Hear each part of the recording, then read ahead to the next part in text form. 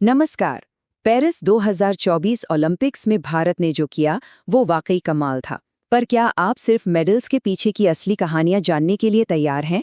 क्योंकि ये सिर्फ गिनती की बात नहीं है, ये है जुनून, हिम्मत और इतिहास लिखने की कहानी। तो चलिए शुरू करते हैं। ये देखिए, ये है हमारे चैंपियंस। पेरिस 2024 में भारत की झोली में आए कुल 6 मेडल्स, 1 सिल्वर और 5 ब्रॉन्ज। लेकिन नंबर्स तो ठीक हैं, पर हर मेडल के पीछे की जो कहानी है ना, वो इन आंकड़ों से कहीं कहीं ज्यादा बड़ी है। तो सवाल ये उठता है कि इन शानदार जीतों के पीछे का सीक्रेट क्या था? वो कौन सी पर्सनल बैटल्स थीं, कौन सी जीतें थीं, जिन्होंने इन मेडल्स को सिर्फ धातु का टुकड़ा नहीं बल्कि कुछ बहुत खास बना दिया? चलिए पता लगाते हैं। तो सबसे पहले एक नजर डालते हैं उन हाइलाइट्स पर, वो मोमेंट्स जिन्होंने पेरिस में तिरंगा लहराया और पूरे देश को गर्व करने का मौका दिया। शुरुआत करते हैं नीरज चोपड़ा से, जिन्होंने जैवलिन में एक बार फिर अपना लोहा मनवाया और सिल्वर मेडल जीता। फिर शूटिंग में मनु भाकर का डबल धमाल, उन्होंने पहले विमेंस 10 मीटर एयर पिस्टल में ब्रॉन्ज जीता और फिर सरबजोत सिंह के साथ मिक्स्ड टीम इवेंट में एक और ब्रॉन्ज अपने नाम किया। और लिस्ट यहीं खत्म नहीं होती। स्वप्निल कुसाले, हमारी मेंस हॉकी टीम और यंग रेसलर अमन सहरावत, सबने ब्रॉन्ज मेडल जीतकर देश का मान बढ़ाया। 6 सुनने में तो ये सिर्फ एक नंबर है ना?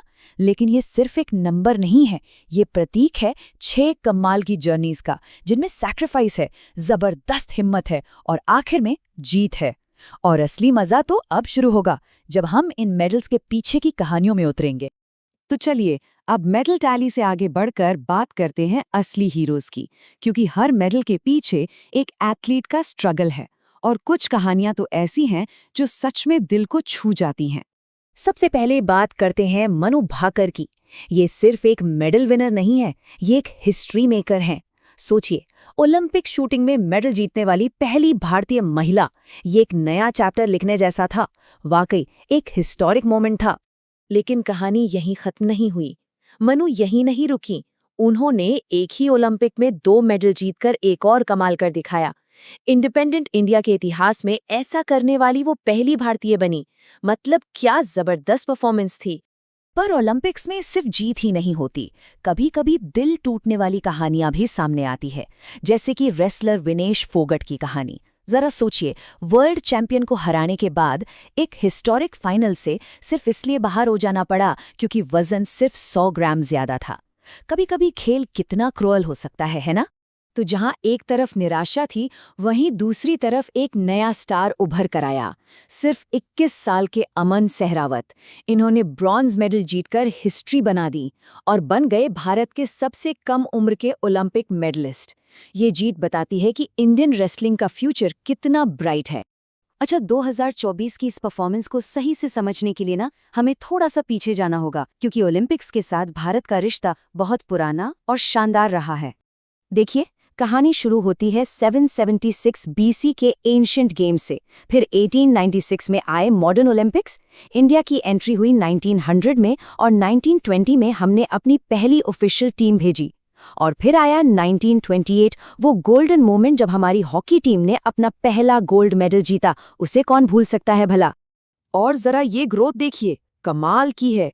1920 में जहां सिर्फ 5 एथलीट्स थे, वहीं 2024 में ये नंबर बढ़कर हो गया 117। ये आंकड़ा अपने आप में एक पूरी कहानी कहता है, भारत में स्पोर्ट्स के डेवलपमेंट और हमारे बढ़ते एम्बिशन की। और जब भी इंडिया के ओलंपिक इतिहास की बात होगी, तो हॉकी को कैसे भूला जा सकता है? 8 गोल्ड मेडल्स, मतलब एक गोल्डन एरा था इंडियन हॉकी का। और पेरिस में ये जो ब्रॉन्ज आया है, ये उसी शानदार लेगेसी को एक सलाम है। और इन सभी खेलों को एक साथ जोड़ते हैं ये आइकॉनिक सिंबल्स। ओलंपिक फ्लैग के जो 5 रिंग्स हैं, वो दुनिया के कॉन्टिनेंट्स की यूनिटी को दिखाते हैं। और जो मशाल की लौ है, वो प्योरिटी और परफेक्शन के लिए की जाने वाली कोशिश का प्रतीक है। वो वैल्यूज जो हर एथलीट के लिए सबसे जरूरी होती हैं।